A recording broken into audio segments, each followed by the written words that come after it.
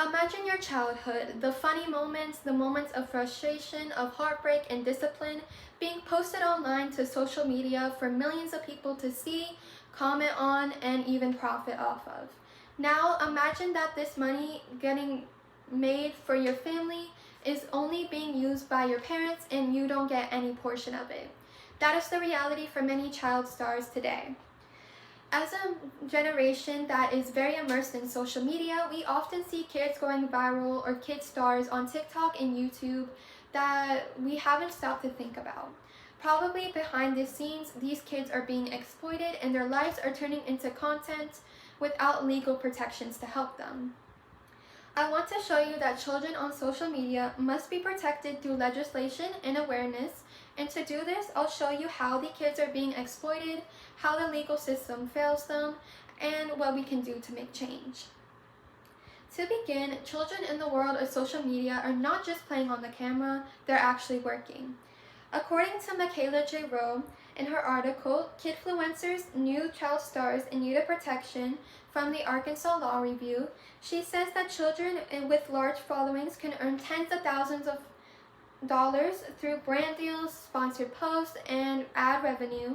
However, there are no federal laws to protect these kids and making sure that they receive the money and that their well-being is being prioritized. To continue this, from the article In the Era of Teensploitation, it explains that today's media often treats young people as content machines, marketing their identities and their experiences for profit without respecting their developmental needs and their emotional autonomy. One big example of this is the 8 Passengers in the Ruby Franke case.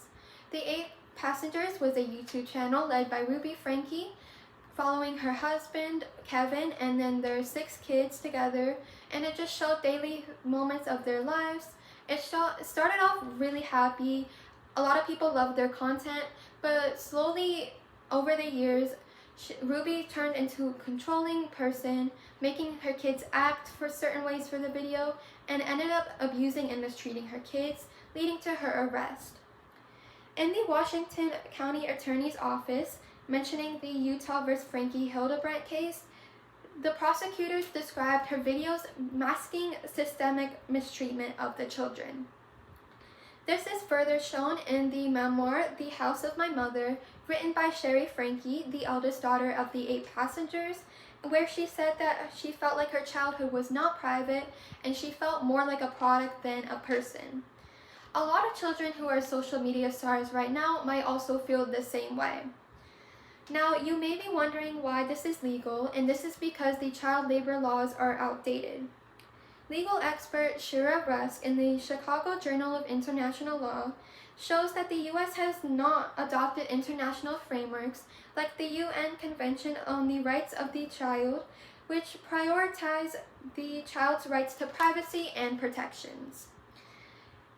Some laws have already been introduced, like the California Senate Bill 764, which has been analyzed by the California Senate Judiciary Committee, and it says that the purpose is for families who create content with their children, they must set aside a portion of the money that they make for the children's future.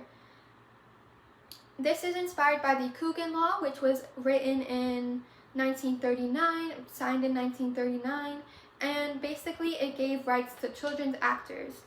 Since the California Senate Bill 764 was only written in 2023, it means that the social media or any media laws for children haven't been updated in California for 84 years.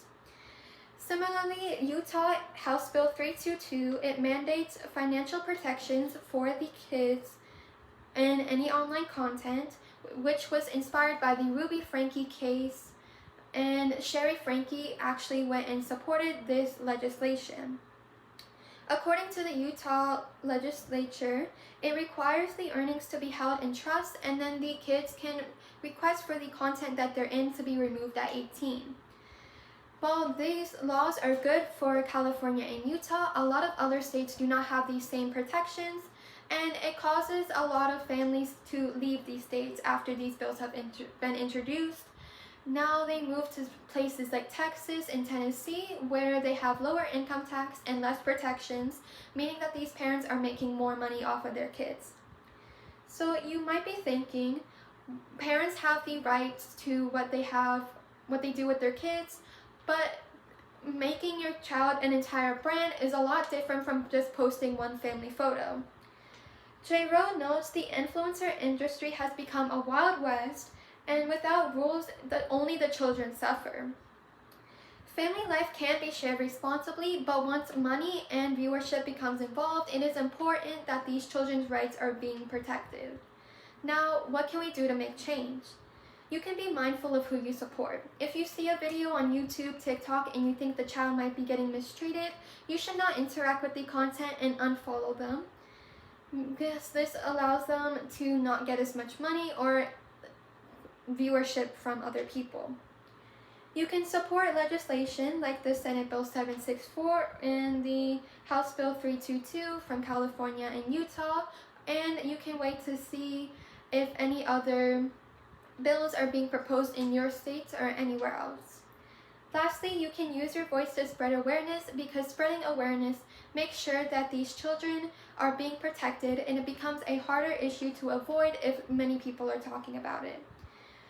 Thank you for listening. Children aren't content, they aren't products, they aren't brands, or they are not actors. They are young, growing, and vulnerable people who are deserving of protection. Thank you.